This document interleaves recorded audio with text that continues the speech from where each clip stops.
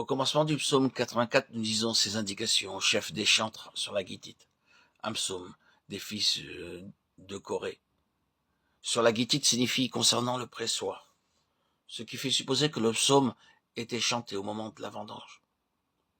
Quant au mot Corée, un psaume des fils de Corée, il serait l'équivalent de notre mot calvaire. Les fils de Corée peuvent donc être considérés spirituellement parlant comme fils de la croix, et le psaume peut s'appliquer à ceux qui sont au pressoir dans la vallée de Baca. Seuls les fils de la croix peuvent changer lorsqu'ils passent par le pressoir, car ils connaissent les voies de Dieu. Ils savent que la vie jaillit de la mort, qu'une joie céleste succède à la souffrance, et que le néant reçoit la plénitude de Dieu. Aussi ne voient-ils pas les choses comme leur entourage les voit.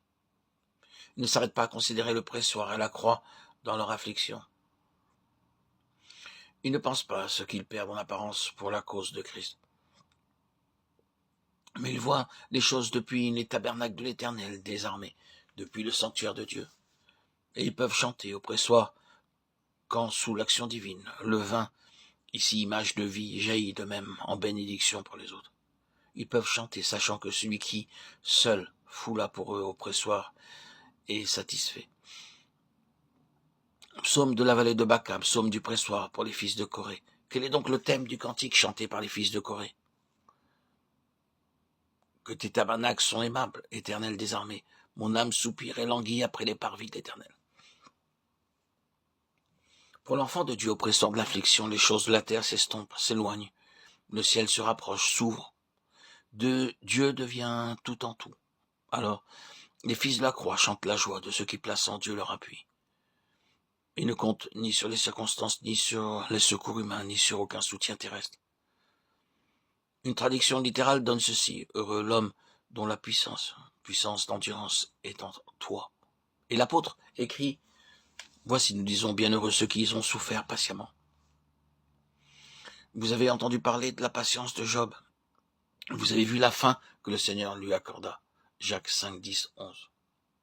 Oui, heureux celui qui endure l'épreuve jusqu'au bout, jusqu'à l'instant de la délivrance, où il reçoit au double ce que Dieu avait jugé nécessaire de reprendre. Le double pour lui, mais aussi le double en bénédiction pour les autres.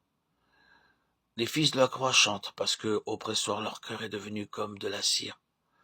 Mon cœur est comme de la cire, ils se fond dans mes entrailles, prophétise David sur le Seigneur mourant sur la croix, psaume 22, 15. Par là, il s'identifie davantage au Seigneur en sa mort. Les barrières, les limitations de tout genre ont été renversées, les cœurs fermés sont devenus des chemins vers Sion, où d'autres peuvent passer. Ceux qui cherchent Dieu, leurs cœurs se sont élargis pour les autres, pour leur affliction, leur épreuve. Ils ressentent la douleur d'un monde qui meurt. Quiconque voit son frère dans le besoin et lui ferme ses entrailles, comment l'amour de Dieu demeure-t-il en lui? 1 Jean 3, 17. Oh, ces cœurs enclos de hautes murailles que personne ne peut franchir. Il est bon qu'ils passent au pressoir de sorte que maintenant l'amour de Dieu peut s'épancher librement par eux, en faveur d'un monde qui a besoin de sympathie, plus que de prédication, d'amour, plus que de préceptes et d'ordonnances.